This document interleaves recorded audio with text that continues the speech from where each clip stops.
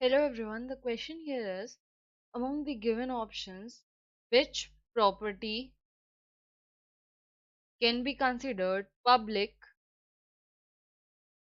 and private as well, which means that it can be either of them. So, the answer to this question is that public properties are something that is managed by the government. So, it can include the state parks and mines, etc. As for the private properties, they can be owned by a person, a family,